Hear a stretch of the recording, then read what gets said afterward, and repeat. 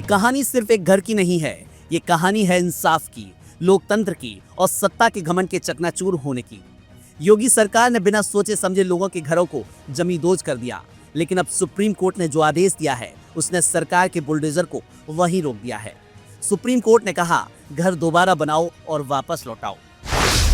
Bulldozer राज पर supreme court की सबसे बड़ी चोट। सुप्रीम कोर्ट ने योगी सरकार को कड़ी फटकार लगाई है और कहा है कि कोई भी सरकार कानून से ऊपर नहीं है। बिना किसी ठोस सबूत के, बिना किसी नोटिस के किसी भी नागरिक के घर को गिराना पूरी तरह से अवैध है। इस फैसले के बाद योगी सरकार की बुलडोजर नीति कटघरे में खड़ी हो गई है। सरकार ने दावा किया था कि यह मकान अतिक्रमण था, लेकिन कोर्ट ने सरकार से जब सबूत मांगा तो कुछ नहीं मिला। अब सुप्रीम कोर्ट ने आदेश दिया है, घर बनाओ और लौटाओ। यह एक ऐतिहासिक फैसला है, क्योंकि पहली बार सुप्रीम कोर्ट ने सरकार को मजबूर किया है कि वे अपने ही फैसले को पलटे और जिस घर को तोड़ा था उसे फिर से बनाए। बुलडोजर राज, न्याय या फिर तानाशाही? योगी सरकार की बुलडोजर नीति पर लगातार सवाल उठते रहे हैं। क्या यह न्याय है या सरकार की तानाशाही? क्या सरकार चुन चुनकर लोगों को टारगेट कर रही है? क्या संविधान को ताक पर रखकर सत्ता का दुरुपयोग किया जा रहा है? इस फैसले के बाद सरकार के सामने सवालों का पहाड़ खड़ा हो गया है। योगी सरकार के लिए बड़ा झटका। सुप्रीम कोर्ट के इस फैसले के बाद अब सरकार बैकफुट पर है।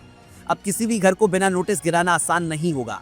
पीड़ितों को अब इंसाफ मिलने की उम्मीद जगी है। अगर सरकार फैसले का पालन नहीं करती है तो कोर्ट और सख्त हो सकती है। यह फैसला सिर्फ एक घर की कहानी नहीं है, यह एक चेतावनी है सरकार के लिए कि सत्ता के नशे में कानून को कुचलने की इजाजत किसी को नहीं दी जाएगी। सुप्रीम कोर्ट की बड़ी कार्रवाई, योगी सरकार को घर दोबारा बनाने का आदेश। उत्तर प्रदेश में बुलडोजर कार्रवाई को लेकर एक बार फिर योगी सरकार की किरकिरी हो गई है। सुप्रीम कोर्ट ने हाल ही में एक ऐतिहासिक फैसला सुनाते हुए सरकार को आदेश दिया कि जिस घर को अवैध तरीके से तोड़ा गया था उसे दोबारा बनाया जाए और पीड़ित को वापस सौंपा जाए। यह फैसला केवल एक पीड़ित के हक में नहीं है, बल्कि यह पूरे देश में कानून और संविधान की जीत का प्रतीक है। यह फैसला बताता है कि बुलडोजर की राजनीति और सत्ता का दुरुपयोग कब तक चलेगा और क्या लोकतंत्र में ऐसे फैसले की कोई जगह है। आइए इस फैसले का विस्तार से विश्लेषण करें और समझें कि यह योगी सरकार के लिए कितना बड़ा झटका साबित हुआ है। बुलडोजर राज पर सुप्रीम कोर्ट का वार। योगी आदित्यनाथ सरकार पिछले कुछ वर्षों से बुलडोजर न्याय की नीति पर चल रही है। अपराधियों, विरोधियों और यहाँ तक कि आम नागरिकों के घरों पर बुलडोजर चलाने की घटनाएं लगातार सुर्खियों में रही हैं। सरकार इसे कानून व्यवस्था को दुरुस्त करने का तरीका बताती रही है, लेकिन सुप्रीम कोर्ट ने इस पूरी नीति पर सवाल उठाते हुए एक कड़ा संदेश दिया है। हाल ही में उत्तर प्रदेश के महाराजगंज जिले में एक परिवार का घर बिना किसी नोटिस के ध्वस्त कर दिया गया। सरकार का तर्क था कि यह अवैध निर्माण था और इसे नेशनल हाईवे की चौड़ाई बढ़ाने के लिए गिराया गया, लेकिन सुप्रीम कोर्ट ने जब इस मामले की सुनवाई की तो पाया कि सरकार के पास इस बात का कोई ठोस दस्तावेज नहीं है कि वह घर वास्तव में अतिक्रमण में था। कोर्ट ने स्पष्ट रूप से कहा कि राज्य सरकार ने अतिक्रमण की सटीक सीमा को साबित करने में विफलता दिखाई है। नागरिकों के अधिकारों को इस तरह कुचलने की इजाजत किसी को नहीं दी जा सकती। कानून का शासन और प्राकृतिक न्याय का सिद्धांत हमारी संवैधानिक व्यवस्था के मूल स्तंभ हैं। सुप्रीम कोर्ट का आदेश, घर दोबारा बनाकर वापस दो। फैसले में सबसे महत्वपूर्ण बात यह थी कि सुप्रीम कोर्ट ने योगी सरकार को पीड़ित का घर फिर से बनाकर उसे सौंपने का आदेश दिया। इसके अलावा कोर्ट ने राज्य सरकार को 25 लाख रुपए का मुआवजा देने का भी निर्देश दिया, ताकि पीड़ित को हुए मानसिक और आर्थिक नुकसान की भरपाई हो सके। कोर्ट ने कहा कि कोई भी सरकार न्यायालय की भूमिका नहीं निभा सकती। कार्यपालिका यह तय नहीं कर सकती कि कौन दोषी है और कौन नहीं। यह अधिकार केवल न्यायपालिका के पास है। यह बयान इस ओर इशारा करता है कि योगी सरकार अपने राजनीतिक हितों के लिए कानून की धज्जियां उड़ाते हुए एक तरफा कार्रवाई कर रही थी। बुलडोजर के नाम पर सत्ता का दुरुपयोग। यह पहली बार नहीं है जब उत्तर प्रदेश सरकार की बुलडोजर नीति पर सवाल उठे हैं। कई मामलों में देखा गया कि बिना किसी नोटिस के, बिना किसी कानून प्रक्रिया के लोगों के घरों को ध्वस्त कर दिया जाता है।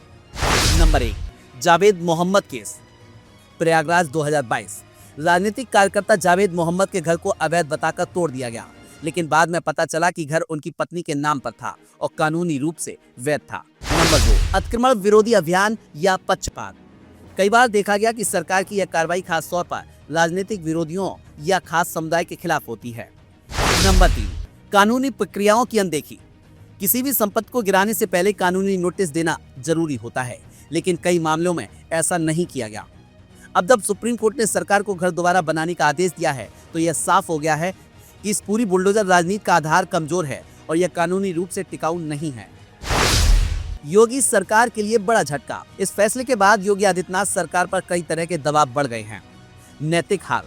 सरकार हमेशा यह दावा करती रही है कि वह सिर्फ अवैध संपत्तियों को ही गिरा रही है, लेकिन सुप्रीम कोर्ट का यह फैसला दिखाता है कि कई मामलों में सरकार ने गैर कानूनी तरीके अपनाए हैं। राजनीतिक प्रभाव। विपक्षी दलों को योगी सरकार पर हमला करने का बड़ा मुद्दा मिल गया है। समाजवादी पार्टी, कांग्रेस और अन्य दल इस फैसले को सरकार की तानाशाही नीति के खिलाफ एक जीत के रूप में देख रहे हैं। भविष्य की बुलडोजर कार्रवाई पर असर। अब सरकार इतनी आसानी से किसी का घर गिराने से पहले सोचेगी।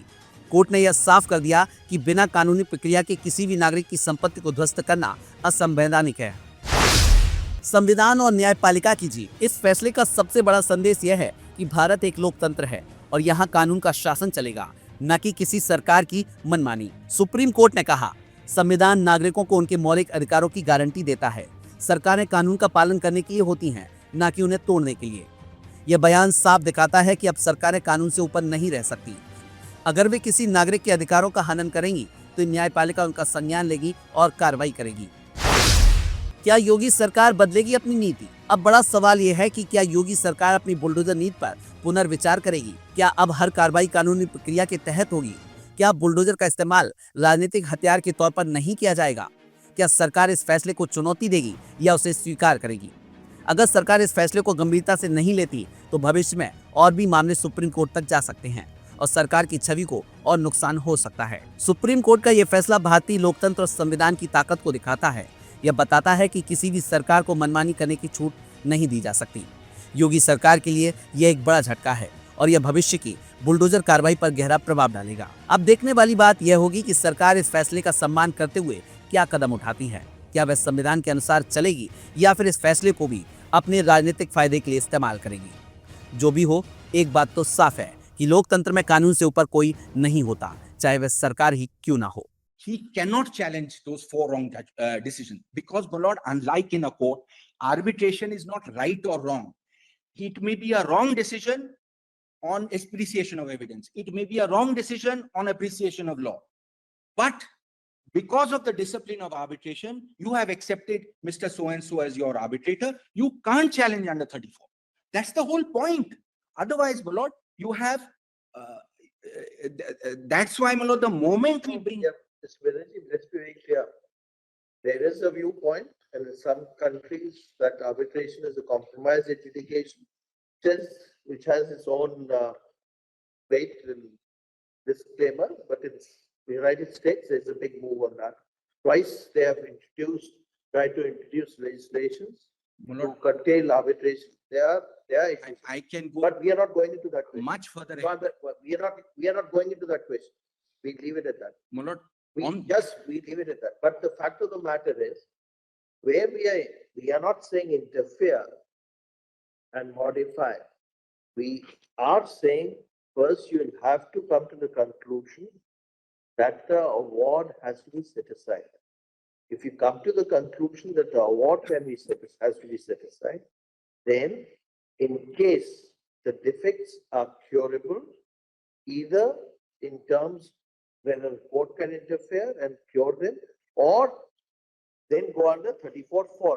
In fact, what you are arguing is contrary to 34(4). No, I'll just come. Because once you're saying that once you've lost that the arbitral tribunal has not done something wrong or has done something wrong, sending it back again under 34(4) will serve no purpose. No, you're yourself arguing that. Let me not come to you yourself argued to that extent.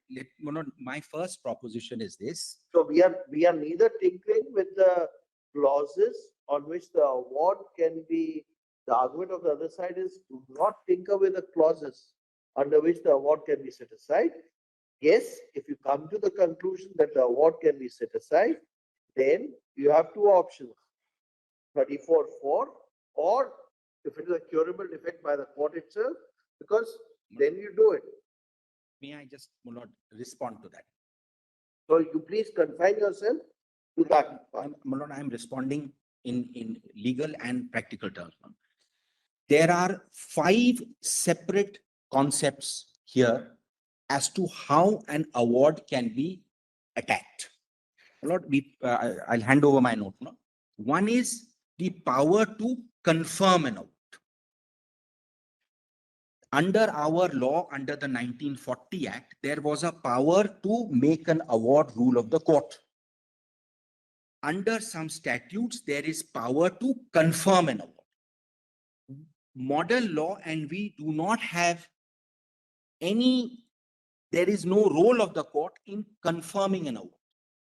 The role is a negative role. The role of positively affirming, confirming an award does not exist either in the model law or in the 1996 Act. Except part 2, the recognition part, maybe. Recognition is also not confirming an award. Recognition is a completely separate concept. My lord, the second concept is of variation. I am not using the word modification, my lord, because modification can mean many things to many people. So, my lord, the word which is used is variation internationally. Variation means that you affect in some way the relief, or you modify and enter and cross the Lakshman Rekha into the merit. So, my lord, there is variation. That is one second concept. My lord, the third concept which your lordship has is correcting an award. Correcting an award, which was earlier there, my lord, in section 16 of the Act, is now placed in Article 33, which is our section 33, which in fact is important because it gives power to the tribunal, which was earlier there before the court. Now, my lord, all these concepts are relatively clear. Now we come, my lord, to the fourth concept of remission. Remission also has a particular meaning. My lord, remission is when the court sends the matter back to the tribunal. That's all that remission means. 34(4) is where you send the award back to the tribunal. I'll hand over my note. We have quoted some portions of the ancestral model law. Remission is remand to under Article 34(4). Now, my lord, very interestingly regarding remission, unlike the previous law, there's commentary on this, remission was a standalone power of the court. You can remit. Here, advisedly, and the learned solicitor has read it out, remission is couched specifically within the set-aside provision. 34(4) is placed, well, Lord, remission could have been a separate power like in the UK, etc., where you simply send it back with some directions or otherwise, etc., and then the court, whatever happens, there is statutory provision. Remission means within section 34(4). I am not going into the scope of remission because there are at least 3 judgments of your court, of your lordship's court, which have explained remission. There is also a court of appeal judgment of the Singapore court, which has also explained remission. So, my lord, I am not going into remission. Your lordships have settled the law on Article 34(4). Subject to what is being said, my lord, there are the IPA is the latest judgment. It is there. The idea again, my lord, one has to look at this. Idea again is the legislature intends that it is the tribunal in which you have faith, which is given the power to cure the defect. The legislature did not intend that this power of remission is to be exercised by the court itself in the first instance. It did not, my lord. It said that if you find it appropriate, you, on an application of a party, again, my lord, not suo motu, on an application of a party, adjourn the matter. First send it back, then adjourn the matter. That's the language. So that if the curable defect is cured, your set-aside ends. You don't need to bother with a set-aside if the defect is cured when it comes back to you. Again, my lord, that's the logic. Now, my lord, we come to the most important aspect of annulment and set-aside, and whether annulment and set-aside encompasses within it the concept of variation. You know, I'm very careful to use the word variation because modification, again, we don't know where it stands. Does the concept of setting aside encompass the question of variation? और आप हमसे जुड़े रहने के लिए subscribe करें YouTube पर, follow करें Twitter पर और लाइक करें Facebook पर। और ज्यादा जानकारी के लिए आपको टाइप करना होगा सिर्फ न्यूज़ नशा।